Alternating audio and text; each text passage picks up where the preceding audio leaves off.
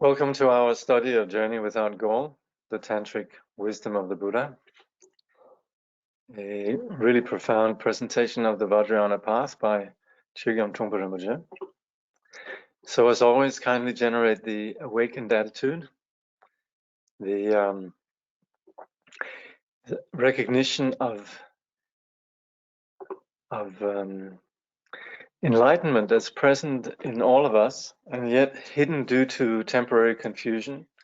What we're presently doing is working on eliminating that confusion. And we do so really not just for our own sake, but really with the entire larger community of all sentient beings in mind. So that being our motivation then, we are presently looking at the lineage of the Shije and the Chöd. Shije and Chöd were two of the what we call the the eight chariots of the practice lineage. And Padampa Sanje, and we'll read the verse here, only Father, Padampa Sanje, think of me. Look upon me from the realm of accomplishing the highest action. May the blessing of your lineage enter my heart, and may auspicious coincidence arise in all directions. So just seeing what the footnote says, Padampa Sanje, who died in 1117, is an South Indian teacher who brought the practices of Shije, pacifying, and Chöd to Tibet. Let's see here. Okay. Okay, acting up a bit. There you go, Padampa Sanje.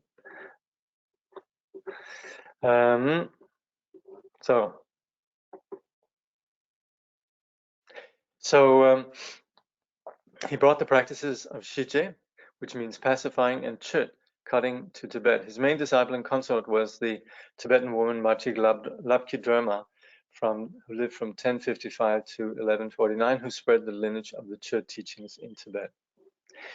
Now, Padampa Sanje is, there's an interesting story actually that sort of just for the general amusement of things I'll include.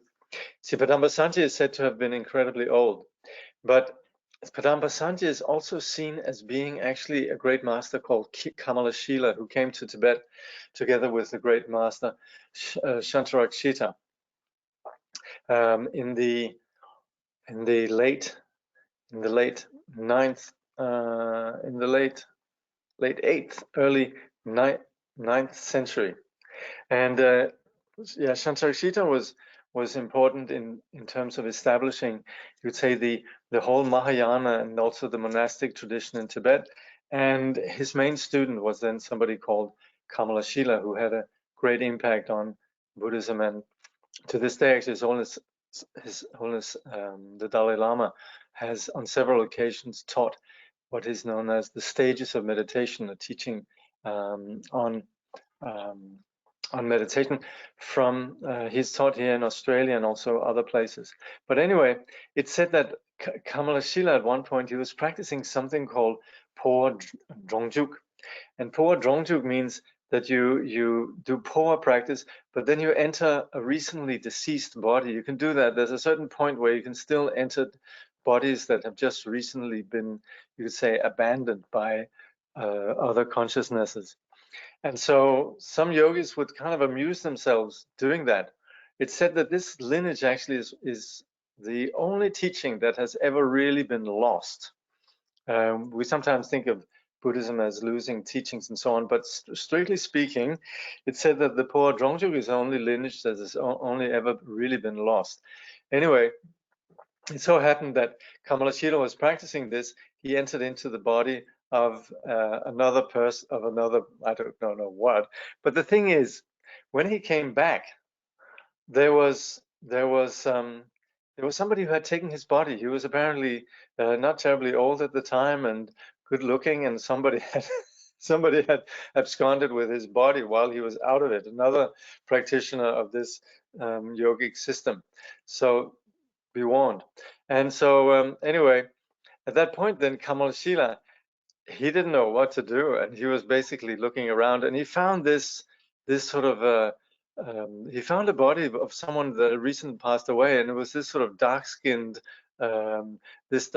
yogi, and or just dark-skinned person, not exactly sure what, but he wasn't particularly good looking. Anyway, Kamalashila just said, okay, whatever, and he entered into this body, and this is then what we call Padamba Sanjay. It's this dark-skinned yogi from South India, and I'm sure there are several narratives around this. But you deserve to hear this one, which is particularly entertaining. And so hence this was Kamalashila, and I remember one Tibetan Khenpo telling me that we actually refer to Padamba Sanjay sometimes in his Guru Yoga as with his name, Kamalashila. So he said there was some substance behind this assumption that Padamba Sanjay in fact was Kamalashila, just in this particular body. Anyway, Padamba Sanjay is famous for the 100 verses, verses of advice to the people of Tingri, sometimes also referred to as the 80 verses of advice. And particularly then his activity in Tibet was remarkable. He came to Tibet, I think, on 3 or 4 or 5 occasions. He's also noted to have traveled to China and elsewhere. And there's a wonderful story about his meeting with Milarepa, which is an absolutely, totally delightful story. I'll see if I have it sitting around somewhere as a PDF, but anyway, look it up. It's in the 100,000 songs of Milarepa. Just really funny also. And then particularly then, Padamba Sanjay is said to have been, as we could read here, that he was the consort and teacher of Machi Labdran. Yes, that's also sometimes said, and also sometimes it's said that Machi Labdran actually just saw him at a distance, and Machi Labdran's own teaching actually came about independently of Padamba Sanjay. But the bottom line is that both of these had a teaching that was very much about relinquishing attachment to what is most dear to us, namely our physical body. And Padamba Sanjay's teaching then, Shije, is about how this pacifies all negative circumstances, and Machi Labdran's is about how this cuts the ground of samsara. So anyway, Padamba Sanjay, and then there's Machi Labdran. And Machi Labdran is interesting because for a number of reasons, but one of the things we often hear about Tibetan Buddhism is that there is such a thing as Tibetan Buddhism. And actually for the Tibetans, there's not, because for the Tibetans, it was so important that everything they brought to Tibet in terms of Buddhism had to be authentic, nothing invented by Tibetans. And this is a point I make again and again. And so in Tibetan Buddhism, there's no such a thing as Tibetan Buddhism. We talk about Tibetan Buddhism, but in fact, the only teaching that ever originated in Tibet and was, you could say, exported, where people came from many places, from Persia, from India, from China, to receive this teaching that had originated in Tibet, that was then the teaching of Machi Labdran. So her teaching is actually the only one that ever has been accredited with having originated in Tibet on the basis of Machi Labdran's realization of Mahamudra and also visions of the Great Mother Prajnaparamita. Then she had as a treasure teaching this teaching on Chöd. And so this teaching is pretty much upheld and practiced in all the different traditions of Tibetan Buddhism. The Chöd practice is called Sole Rinchen Chenga, and many people are familiar with this practice of Chöd. Even in the Nyingma tradition, where there's lots of Chöd practice, still many Nyingmapas practice Machi Labdran's Chöd, and certainly within the Kagyu and other traditions, then this is practiced very widely. So this supplication goes, only Mother, Machi Glabki Drema, think of me, look upon me from the realm of Prajnaparamita, help me uproot ego fixation, the cause of pride, and realize the truth of egolessness beyond conception. So these are then the the two lineages here that we celebrate, and both of these are actually they're viewed as separate lineages. So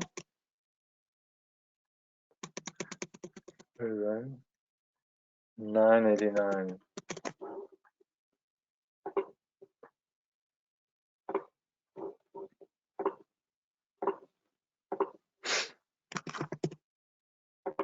Okay, the Vajra Master. Okay, I see here.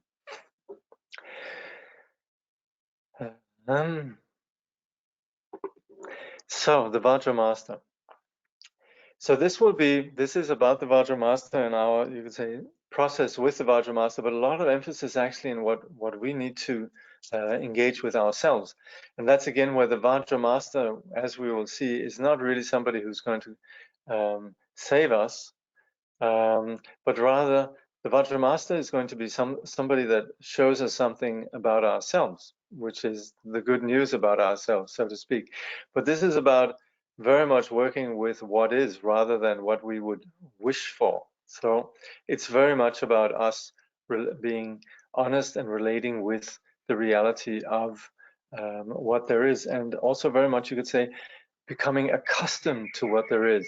Because of course, why we wander in samsara is because of this constant habit of the grasping mind.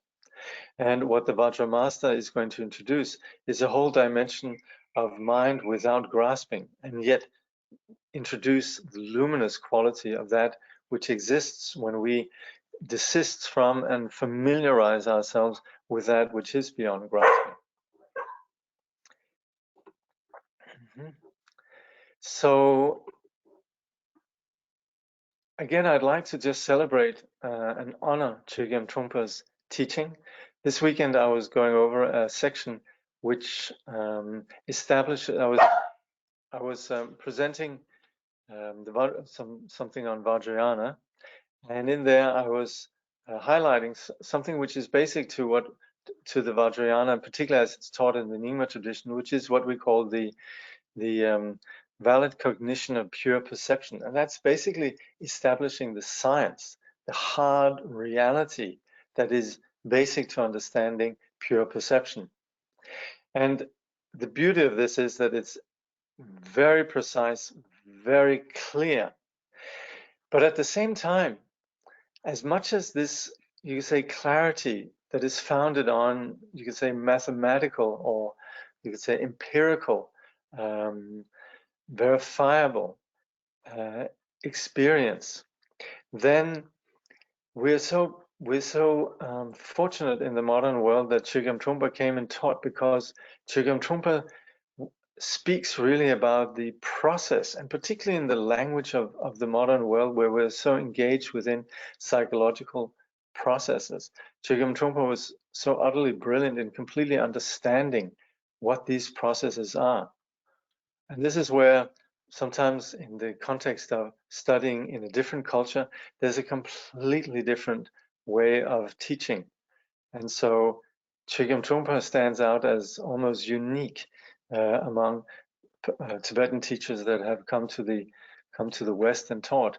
And in this sense, we're so fortunate, because then we have something that we can relate to. And then you could say, if we have the combination, you could say, the hard science and the logic that we have in Buddhist philosophy and Buddhist ontology and Buddhist epistemology and so on, we have this kind of hard logical establishment, together with then also an intuitive and a guidance into the intuitive experience of what it means to apply this. We have such powerful medicine, really, to engage and to remedy the condition of samsara and engage in the past, in the path. Okay, so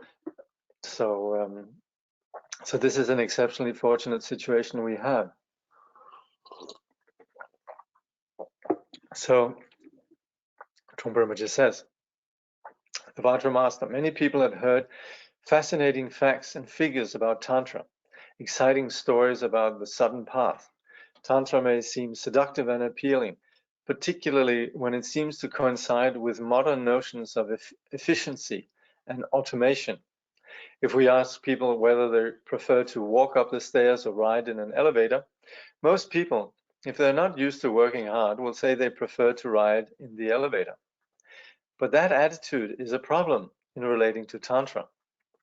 If students believe that Tantra is supposed to be the quick path, then they think they should get quick results. They do not want to waste their time. Instead, they want to get their money's worth, so to speak, and quickly become Buddhas. They become impatient, and not only that, they become cowardly. They do not want to face pains or problems because they won't get because then they won't get quick results. With that attitude, students have very little willingness to expose themselves and to face the state of panic of the tantric practitioner. Just before His Holiness Chögyam Rinpoche, not just before, but a while, it was probably within the last year of his life, maybe a little bit longer, but it was certainly one of the last things that His Holiness Chögyam Rinpoche ever wrote. And it was a prayer that actually was requested to him by the Dakinis and also his wife. And eventually, and Chögyam Rinpoche would sort of say, yes, I'll do that, but he never got around to it. And then at one morning, he actually had a vision of Guru Rinpoche that visited him in his apartment in Paris, by the way. I think it was Rue Pradier in Paris where he was living. And on the basis of that, then His Holiness wrote this long, beautiful prayer, which is all about the importance of exposing one's own faults. And this is such an important fact, really, on the journey, that we're willing to expose our shortcomings. And it's so often that in the modern competitive world, that so much that we talk about how I did it right and how others are doing wrong, how others are making things difficult for me, and how I'm handling that, how I'm doing well. And we so often sort of perpetuate this sort of victim mentality that that others are doing things wrong, but we're handling it remarkably well. And so we very often have this very embarrassing situation where we might catch ourselves just going on about the shortcomings of other people and very much highlighting how we're good. And so often even you could say in the marketplace, it's about marketing ourselves and so forth, which of course is fair enough if you're doing business. But at the same time, there should be this underlying willingness to just be aware of our neurosis and actually be able to expose our shortcomings, our flaws, because that's actually where we can begin to see the comedy of it. That's where we can begin to laugh at ourselves. And that laughing at ourselves is actually an expression of vipassana. So this is where we get over the insecurity that needs to sort of go on about, you know, how smart we are, how good we are, and the ability to see things from a wider perspective then and laugh at things is actually, you could say, on the basis of a wider perspective of vipassana. So this is where we are willing to engage in something that's not at all on the premises of our familiar insecurity. Trungpa Rinpoche says, the student of Tantra should be in a constant state of panic. That panic is electric and should be regarded as worthwhile. Panic serves two purposes. It overcomes our sense of smugness and self-satisfaction, and it sharpens our clarity enormously. It is said by Padmakappo, a great Drukpa Kagyu master, a previous incarnation of the Gyalpa Drukchen. It has been said by Padmakappo and other great tantric teachers that studying Tantra is like riding on a razor blade. Should we try to slide down the razor blade, or should we just try to sit still? If we know how to slide down the razor blade, we might do it as easily as a child slides down a banister. Whereas, if we do not know the nature of the blade, and we're just trying to prove our chauvinism, we might find ourselves cut in two.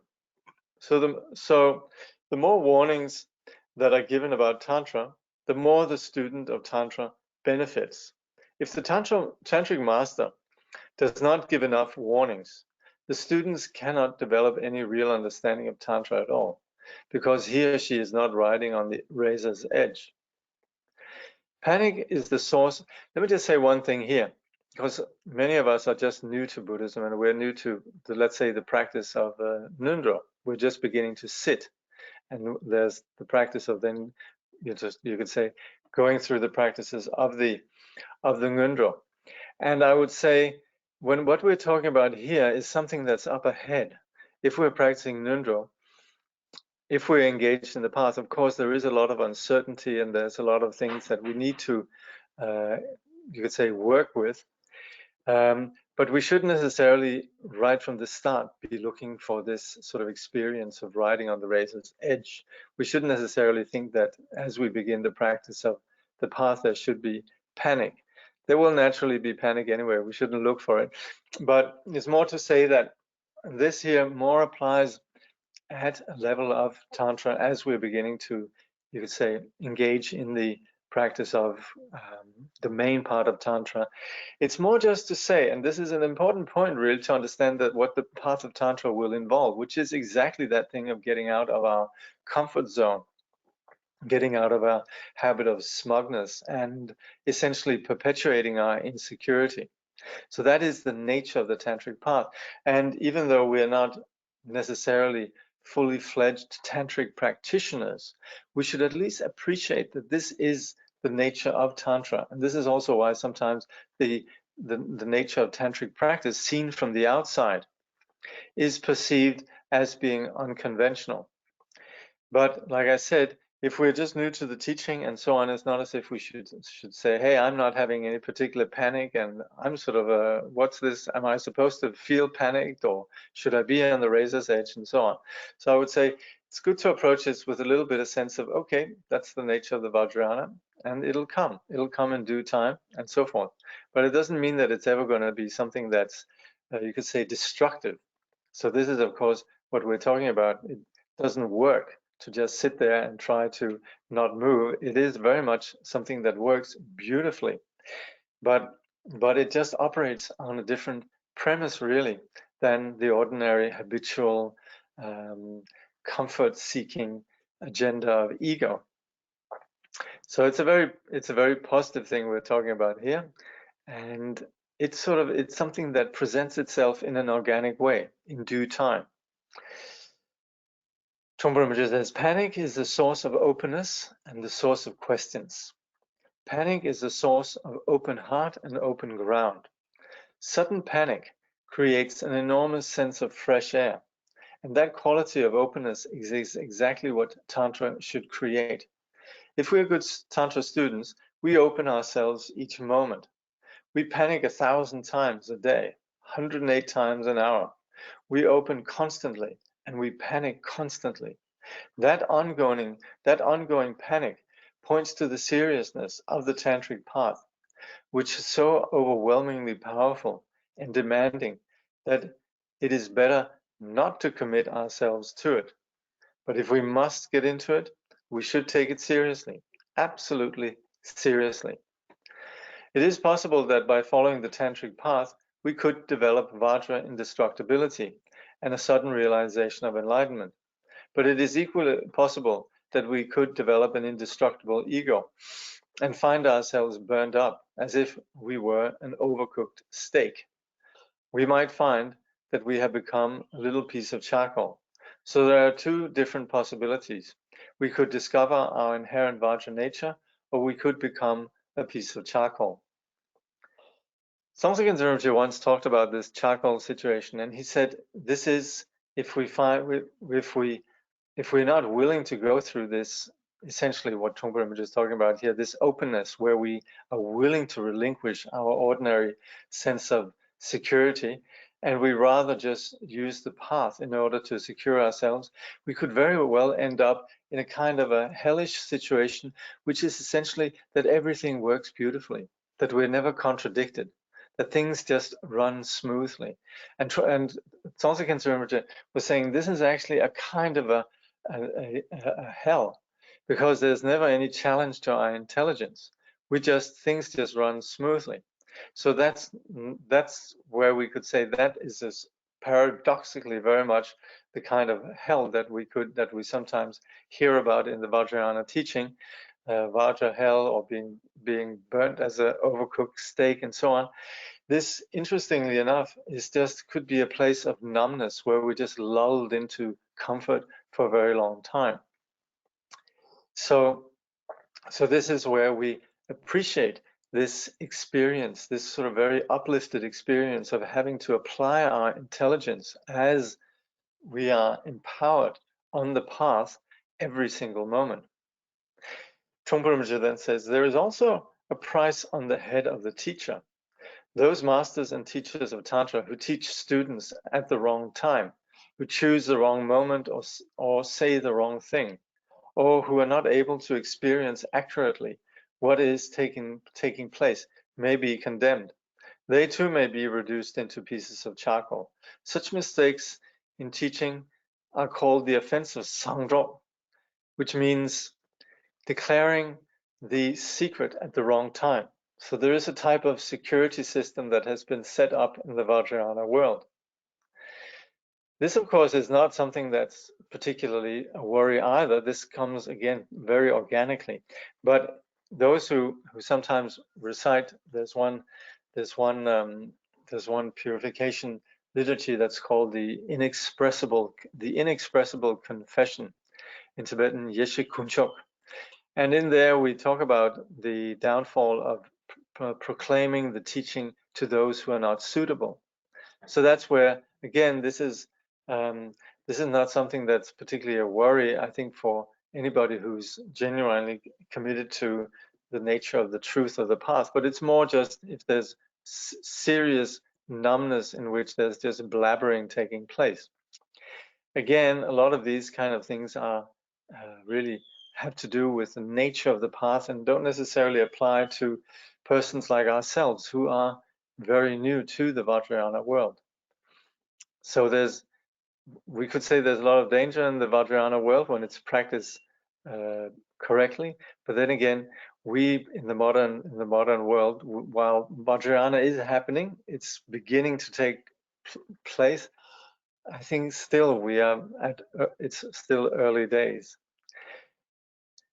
If teachers feel that they can go outside the law, so to speak, outside the boundaries, or if they feel that they no longer need to commit themselves to the practice, they can be punished along with their students.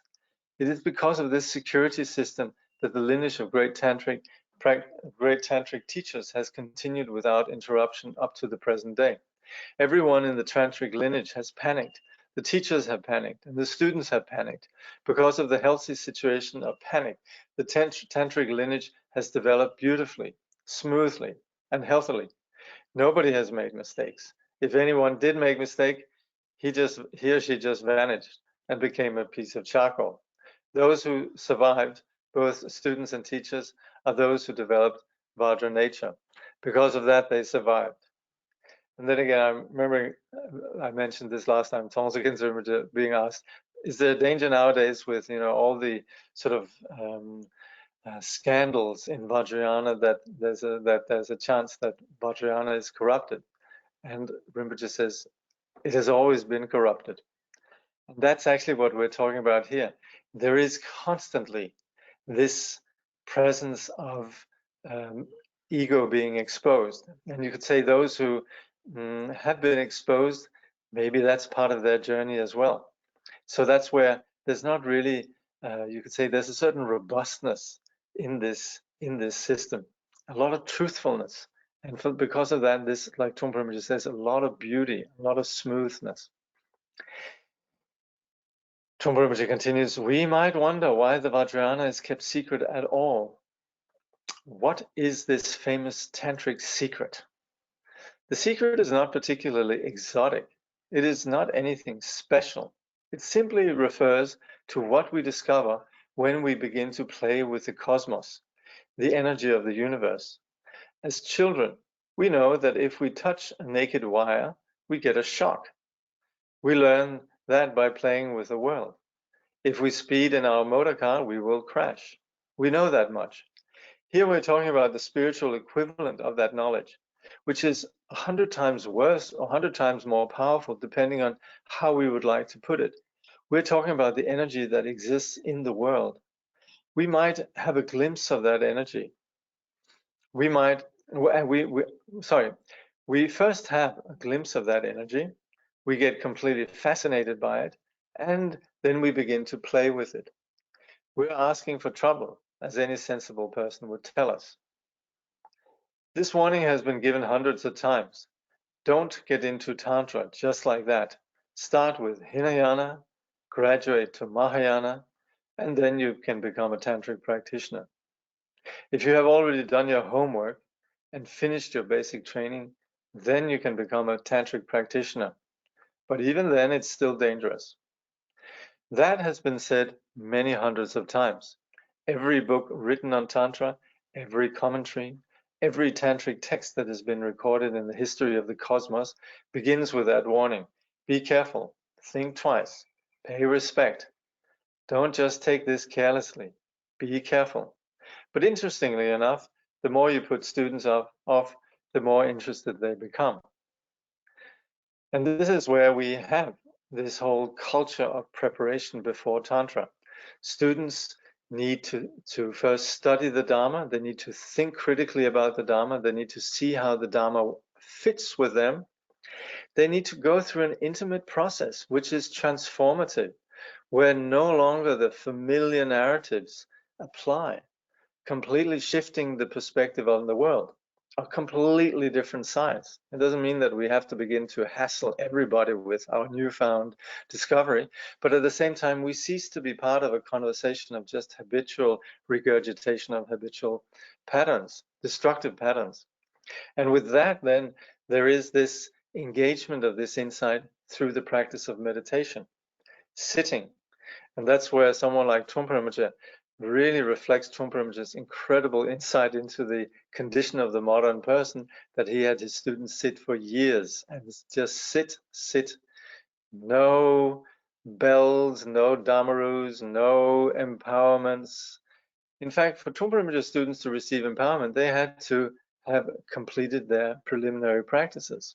They had to actually have, and before they could begin their preliminary practices, they had to sit for years, do dhatans, do sitting. And that's where there's such, and this is really coming from the lineage of practice, where the emphasis really is about the student gaining experience, not just being part of a culture, not just being part of a church. That's where it could really degenerate into just, the concern about just having beautiful songs. Let's make sure that when we do our hymns, that they are particularly, you could say, attractive, that we could have something that people would love. Maybe we can sell Tantra by doing beautiful, attractive art and so forth. And that's where there's such emphasis really in the tantric tradition of actually gaining proper experience. And so also the interaction with the teacher is one really of have a very vivid personal relationship with our teacher, whether or not the teacher is right in front of us or at distance and so on. The teacher plays an enormous role in the life of the student. So anyway, just to say that there is all of us here, we're familiar with this, what Trungpa Rinpoche is talking about, this process of completely changing our world first and properly being processed through the path before we engage in the practice of Tantra. Trungpa Rinpoche then says, the energy and power that exists in the tantric world are not different from what exists in the ordinary world. It's not that we suddenly wake up to a magical world. It is rather that developing a certain sensitivity exposes us to a different state of being. Often people who have taken hallucinogenic drugs claim they have had a tantric experience, or people who have experienced extreme psychological depression or excitement claim that they have seen the tantric world. Those claims are somewhat suspicious. They're particularly suspicious because they don't come from tantrikas themselves. They come from people dreaming about tantra. And also, of course, what the point is the Trungpa is going to making is that we're not about having extraterrestrial experiences or cosmic travels, or you say something that's actually out of the ordinary. It's about discovering the value about the ordinary world. Trungpa just says, when we talk about the tantric world, we're talking about this visual, auditory, sensory world, which has not been explored or looked at properly. Nobody has bothered to actually experience it. People just take it for granted. We may have been interested in our world when we were little children, but then we were taught how to handle it by our parents. Our parents already had developed a system to deal with the world and to shield themselves from it at the same time. As we accepted that system, we lost contact with the world. We lost the freshness and curiosity of our infancy a long time ago. And now, although the world is full of all kinds of things, we find that in communicating with the world, we're somewhat numb. There is numbness in our sight, numbness in our hearing, numbness in all our senses. It's as though we have been drugged. The reality of the world, the brilliance of red, the brightness of turquoise, the majesty of yellow, and the fantastic quality of green has not been seen properly. We have been indoctrinated, or we have indoctrinated ourselves. A state of numbness has developed. We're not seeing our world properly. Trungpa just says, the point of Tantra is to reintroduce the world to us. Having developed a calmness of mind already in our practice of meditation, we can begin to review the world. We rediscover the world that exists around us. And we begin to find that this world is fabulous and fantastic.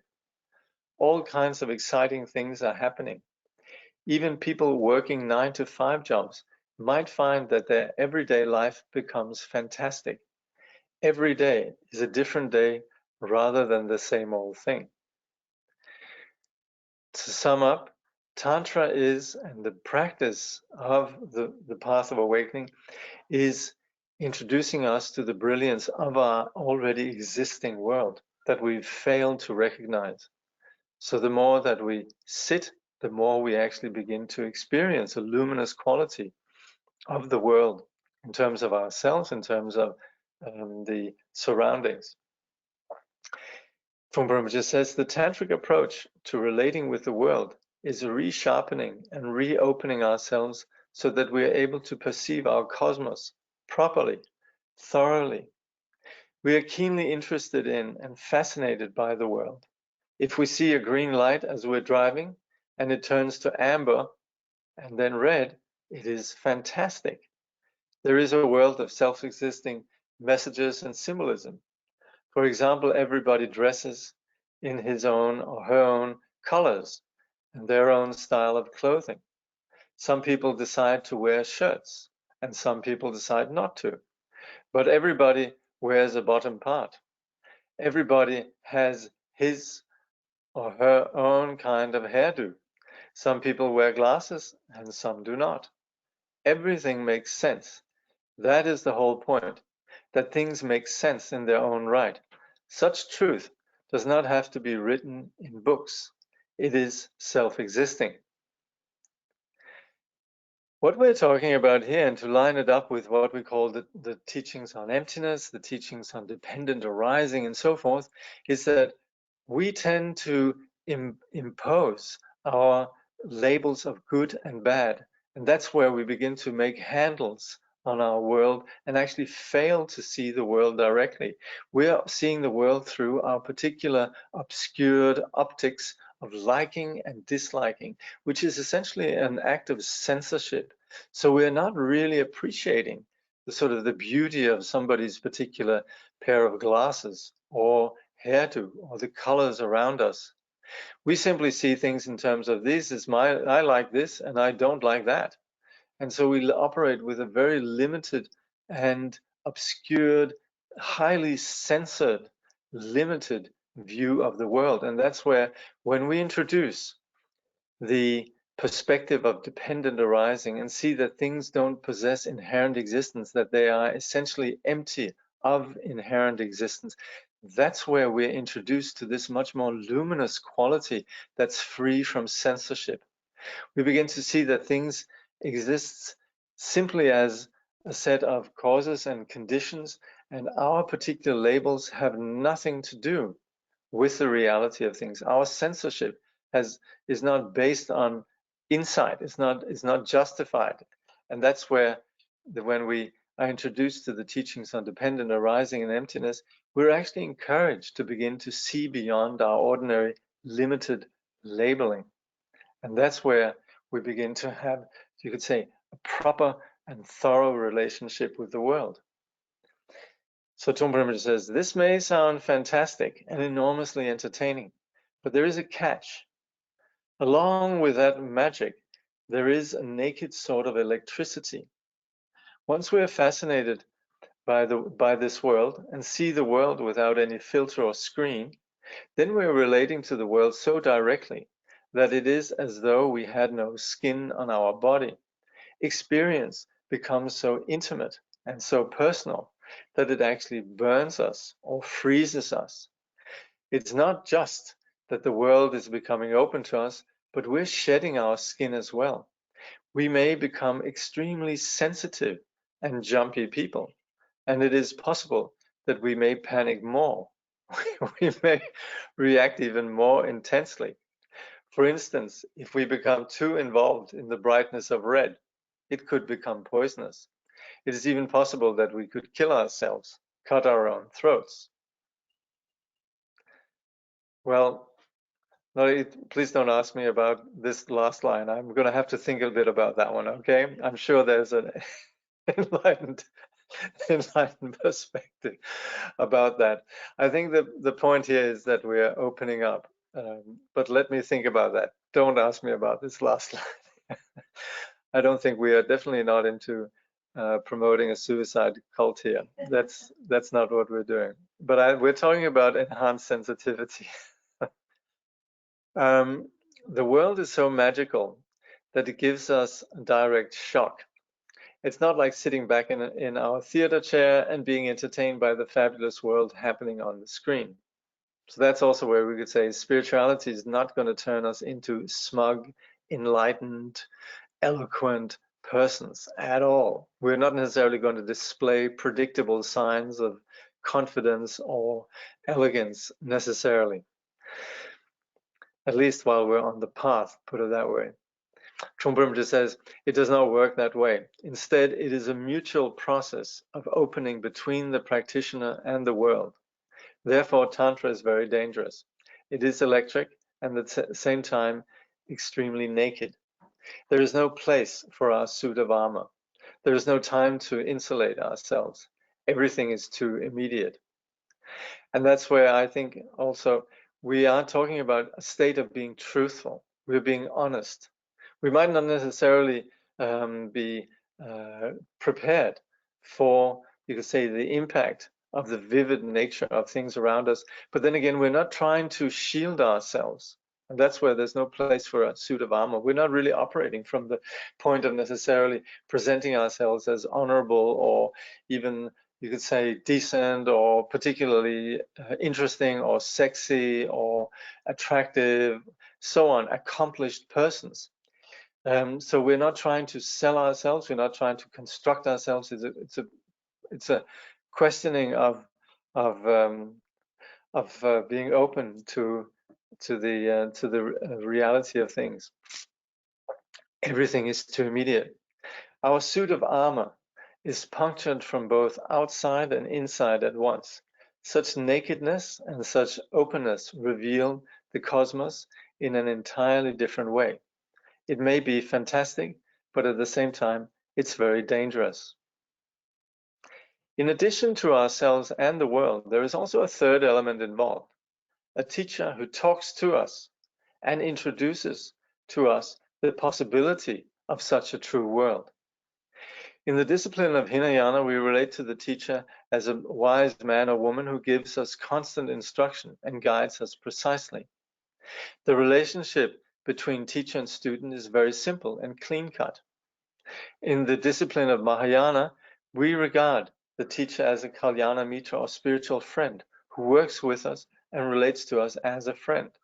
He or she guides us through the dangerous and the luxurious parts of the path. They tell us when to relax and when to exert ourselves, and teaches the discipline of helping others. In the discipline of Vajrayana, the relationship between teacher and student is much more vigorous and highly meaningful. It is more personal and magical than consulting a sage, or for that matter, consulting a spiritual friend. I think we'll leave it at this point here. We have then just entered into the discussion around the Vajrayana master and also set it in perspective with the kind of master that we might encounter in other approaches. And of course, this is also reflected in our journey, where we as Vajrayana students might, of course, have other Buddhist friends that belong to other from other traditions who have other where there's other emphases, and where, for example, the role of the teacher is very different. Sometimes you might think that the Vajrayanas, they have sort of a personality cult around their teacher, while the teacher is viewed as somebody extraordinary. Then some of the other traditions might say, well, I have a teacher, you know, but we have a very sane, it's a peer-to-peer relationship. It's very democratic, very egalitarian. The teacher doesn't expect to be treated very highly. And the implication sometimes is that people think that the Vajrayana master wants to be treated highly.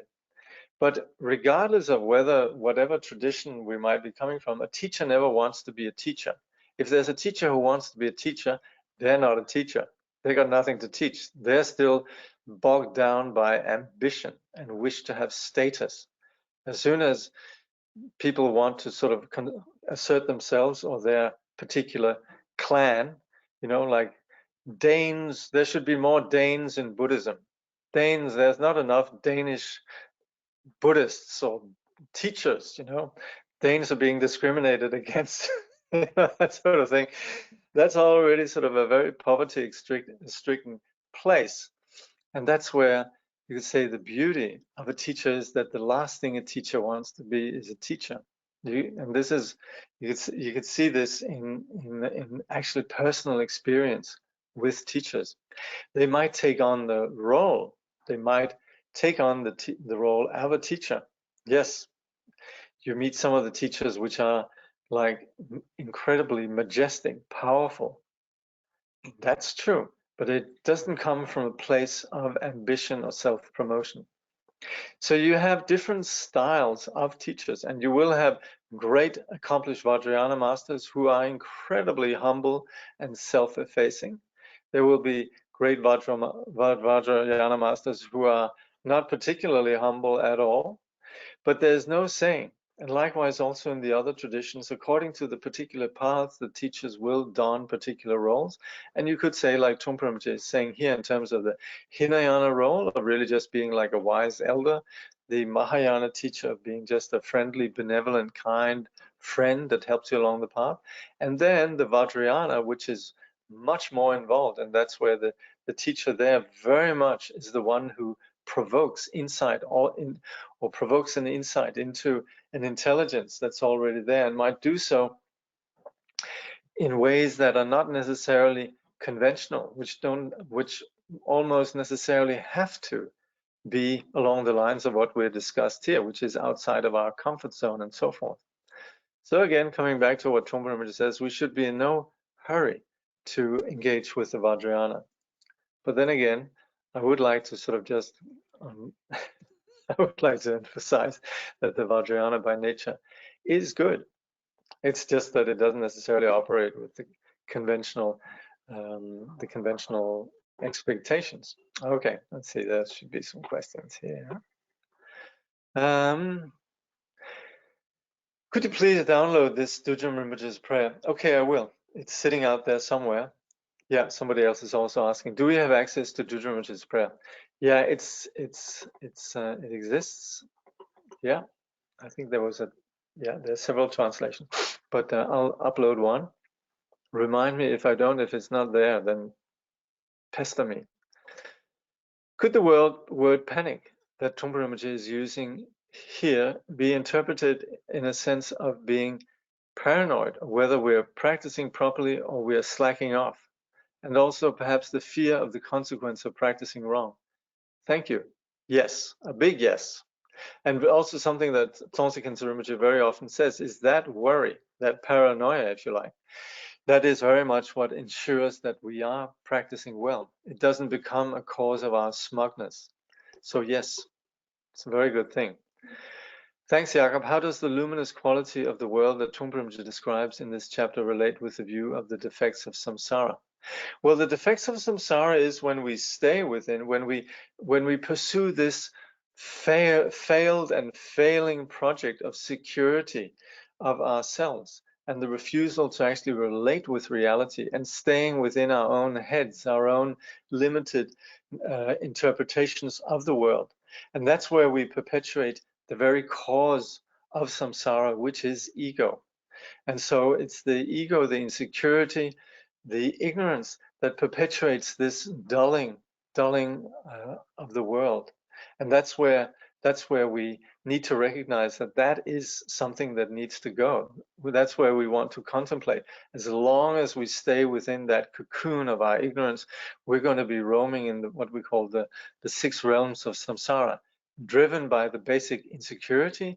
On the basis of that, the toxic states of mind, which we call kleshas, and all the actions that are driven by these toxic kleshas, which then become the foundations for karma. And so in this way, when we contemplate the defects of samsara, it is contemplating what ignorance actually perpetuates in terms of this half-life that samsara is. And Trungpa Rinpoche is like the Buddha pointing to the moon and saying, we needn't actually stick with that unimaginative limit perspective, that dull experience. So is this saying that beauty can be free of the dualism of its opposite, non-beauty?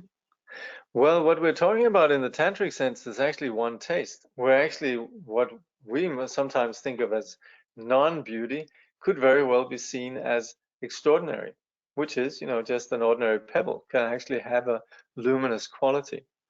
So when we're talking about beauty here, it is beauty in the non-dual sense. I've experienced this enhanced sensitivity. Sometimes it's difficult, other times it's okay. Any advice for the difficult times? Pray to the teacher and actually relax into the discomfort. It is difficult. And to just relax into the discomfort of it, yes, we are sensitive. We're going to be exposed to painful situations one way or another. And take the inspiration of the teacher, which is not to shield ourselves. To actually, one of my teachers would say, the tantric students is okay with difficult situations based on being very sensitive. It's a bit like getting a cold shower. We take a cold shower, it's very uncomfortable, but it's so refreshing and we feel so good and invigorated afterwards. So that's where, of course, there's different situations that might be difficult, but we always view the difficult situations as, you could say, valuable challenges and opportunities. This, of course, is particular to the tantric path, and we might actually say, well, I'm not there yet. I'd like to have things come my way first. Thank you very much. And there also, this can be accommodated. We can pray to the deity, we can pray to Tara, may obstacles be removed, and so forth. Yeah. So we can do it in different ways. We can sometimes invoke the deity, the teacher, and so on, saying, may obstacles be removed. Sometimes we could have the courage to actually just accept it. And that's very often where we see through our acceptance also, then it's as if these difficulties, they actually dissolve. Then there's another question: is it possible that the apparent relationship with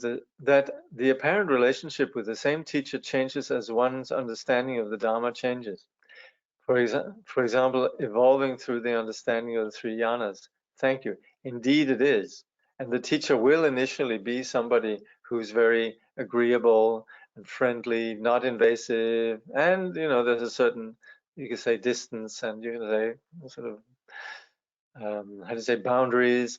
And then there is a place where the teacher becomes very much part of, begins to be under our skin in the sense of a good way of guiding us in a sane way. And then there's a place where the teacher is someone who is invoking sort of unconventional intelligence. And that's where then we can talk about the teacher then, as you're saying, evolving through our understanding of the three yanas. Yes. Sorry, but I don't understand why relating with the world so openly and so immediately can be so dangerous.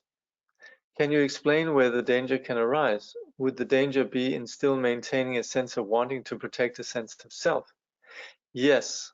First of all, we could say it's dangerous in the sense that we're always in samsara. We're always in danger because or rather, no, that's not the point here. From the point of view of ego, then being open to the world is uncomfortable because we'd like to, from the point of view of ego, we'd like the world to sort of be as we want it. So we want things to happen. We want things to work out. So that's where it's uncomfortable. But on the path, you see, that's where on the path we're working with, and particularly the Vajrayana, while the general Buddhist teaching very much works with relinquishing any kind of reference point and opening up, then Vajrayana works with opening up, but at the same time also a sense of the abiding intelligence, this sort of quality, this luminous quality of Vajra nature and so on is brought onto the path as deity, as something that we engage with, as something that connects with our reality in a very real way. But if that is fueled by self-centering and a self-centered agenda, if we're meditating on ourselves as Tara or Avalokiteshvara or whatever it might be, in the sense of protecting ourselves, then that will come against us. That is where we could say this could become very dangerous. But it could also be dangerous in the sense that things just work out and we never have a moment of panic. That's where it could become a very dull, very numbing, and eternally just unconscious process. So there's different ways of understanding danger, but the problem really is that we want to engage with the path in terms of awakening, not in terms of sustaining ourselves. Who are some modern day Mahayana teachers that don't engage in Tantra? I don't know. I wouldn't be. I'm sort of a little bit steeped in I'm sort of in some way very monogamous as far as my path goes. From I was 17 years old, I pretty much just followed one lineage really. So I'm very unimaginative and somewhat ignorant. Even though I see things around me, then I actually don't know, and so I wouldn't be able to name particular teachers who do particular things. Is Ngundo Tantra? Very much. It's the preparation for Tantra. And there are elements in Tantra that are common to all the Buddhist vehicles. For example, the renunciation aspect that we generate through the 6 contemplations, taking refuge and so on. Then there's a Mahayana, as in the bodhicitta, developing bodhicitta. Then we have the practices of purification and accumulation, which also are general to the Buddhist teaching, but the practice of Vajrasattva purification actually is tantric in its format.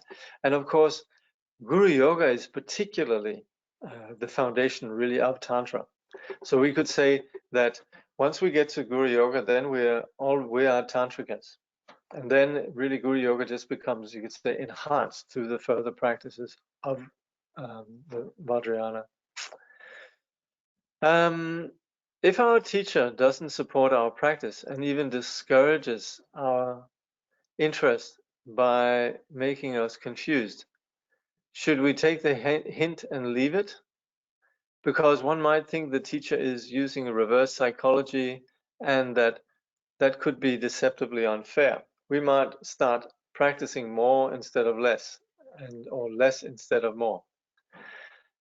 I would say if we have a good teacher, then we should take the teacher literally. And if the teacher says, do this, then we shouldn't second guess it too much. So that's especially at the beginning stages, we should consider the teacher just being very literal. The sort of, maybe at a later stage, then the teacher might sort of make sort of more, you could say, indirect messages and so on that could happen, you know. But overall, I think it's tricky if we try to second guess the teacher. In fact, we shouldn't do that at all. In a way, the teaching is very straightforward, you know. Sit, develop kindness and compassion, you know. Accumulate merit and sit. In that question about teachers, I mean, is there a modern day Mahayana at all? Well, yes. The entire Vajrayana is Mahayana. It's founded on the Mahayana. But the specific Mahayana teachings that you're thinking of then, in terms of Lojong teachings and so forth, they're generally taught in the Tibetan tradition in conjunction with as the foundations for Vajrayana. So, like in the Tibetan Buddhist tradition, it is entirely Mahayana, and so everywhere in the Tibetan Buddhist tradition you come across Mahayana teachings. Now, if you're thinking of traditions that generally are defined as Mahayana, yes, the Zen tradition, the Chan tradition, that is Mahayana. Yes, somebody else is making that comment. Yeah. So so the Chan, but then again, the Chan tradition is very interesting. But I'm going over time now. It's actually what we call Chan is a particular kind of Mahayana where we in Tibet we have the two lineages of what we call the profound lineage of the view that comes from Nagarjuna and the vast lineage of practice that comes from Asanga. Whereas in the foundation for Chan, the teaching that went with Bodhidharma to China is actually what we call the absolute lineage of blessing, which is, you could say, the sort of the absolute level right away.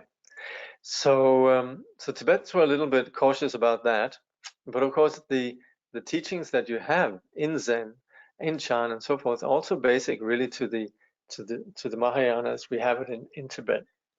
But it's interesting the way it played out with the Chan traditions and the Zen traditions. Okay. Okay, I shall upload that prayer from His Holiness Tuja Rinpoche. Yeah. Okay. I think that's it. Thank you very much. And let me just see if I had. Yeah, good.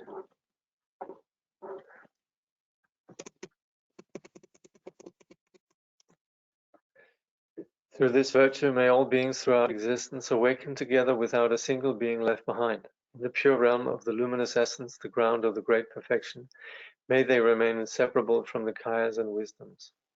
Through all our births, wherever we may be born, may we be endowed with the 7 good qualities of the higher realms. As soon as we're born, may we meet with the Dharma and have the freedom to practice it properly. At that time, may we please the holy gurus and practice the Dharma throughout the day and night. Realizing the Dharma and accomplishing its essential meaning, may we cross the ocean of existence in that life. Thoroughly teaching the holy Dharma in this world, may we never tire of accomplishing the benefit of others. By this vast benefit of others, without partiality or bias, may all attain Buddhahood together. Thank you.